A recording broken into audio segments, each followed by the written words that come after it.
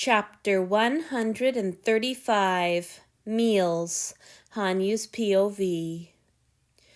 Hanyu's ass was sore from sitting on the floor for so long, his eyes were burning from crying for the better part of an hour, and it was perfect. He felt better than he had all week. Antony was holding him. Antony wanted him to stay, considered him a friend, cared about him. It felt like Hanyu was bursting with the feelings this conversation had caused, but he couldn't quite get his mind to accept the facts, the incredible words that had inspired those feelings. It was all too much. Even if this had happened before the island, he would have been astonished. He wouldn't have known how to handle this much kindness and tenderness, these expressions of care from his God. But for Antony to say all this after the worst mistakes of Hanyu's life, it was a mercy too wonderful to be believed. But I do believe him. I know I'm stupid and naive and it all seems too good to be true, but I don't care. I believe him. He sounded too hurt when he thought I didn't want to be friends, and too crotchety when he said he cared about me.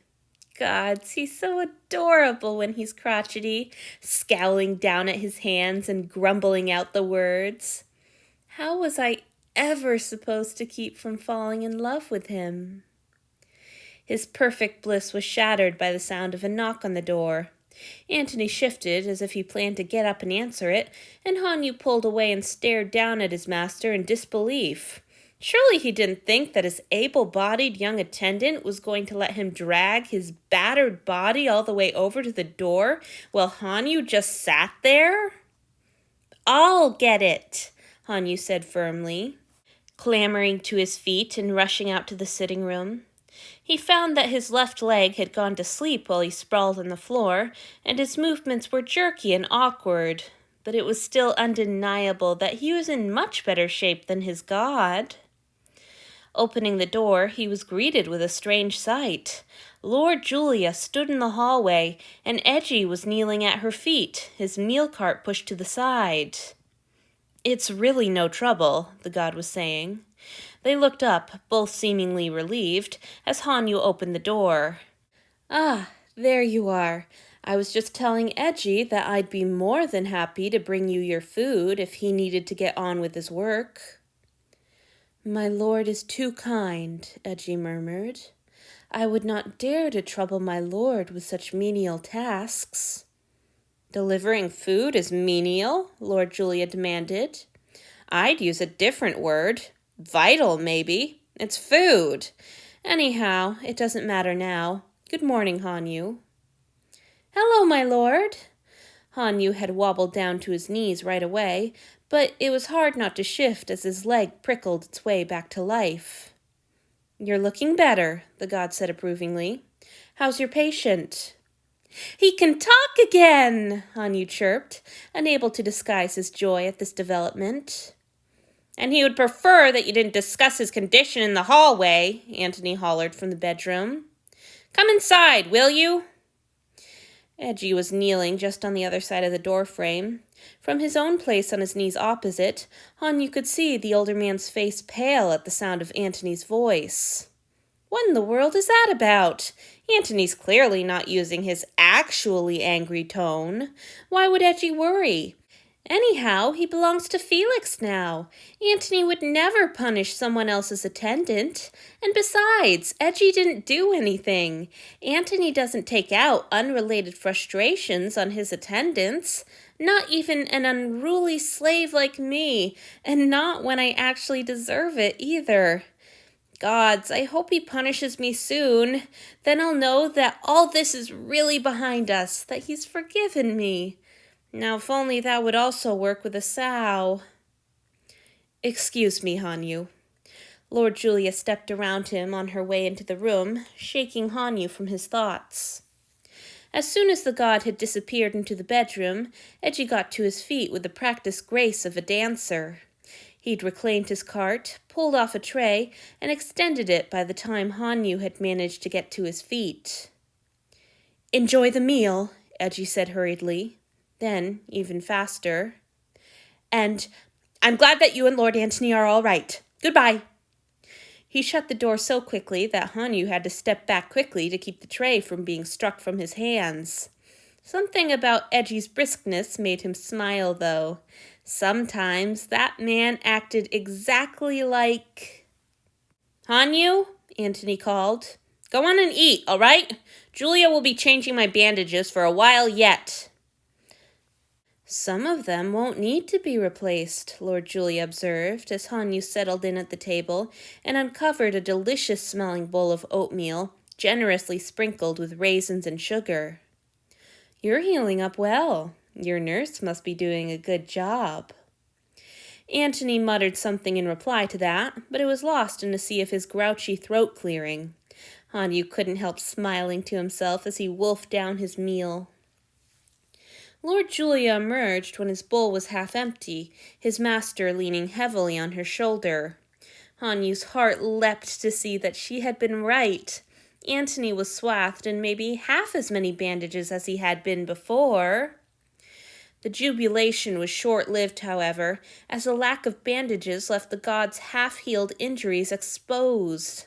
His beautiful dark skin hid the bruises better than most, but that only made the ones Hanyu could see seem worse. "Oh, Antony!"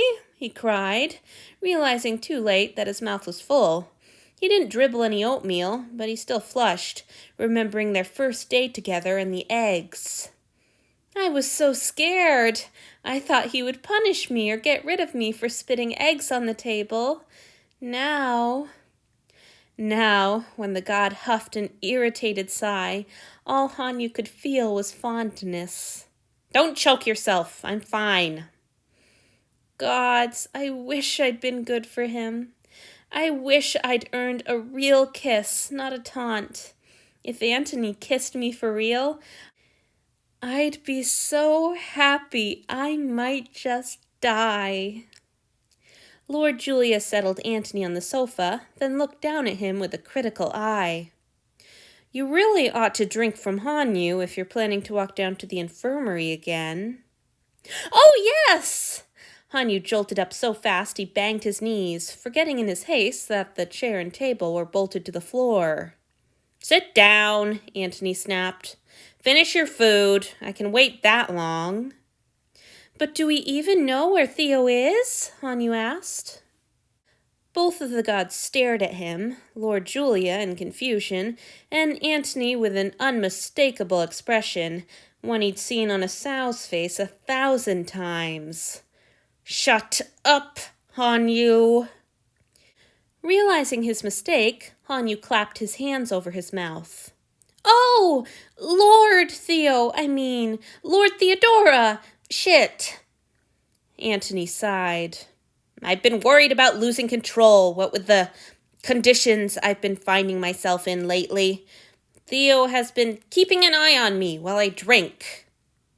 Oh, Lord Julia nodded. That's smart. Antony gave her an astonished look. Really? Better safe than sorry. Lord Julia shrugged. There's really no way to be too careful about these things. I'd be more than happy to supervise if that would be helpful. Antony agreed, then told Hanyu to finish his breakfast, continuing to sound stunned the whole time.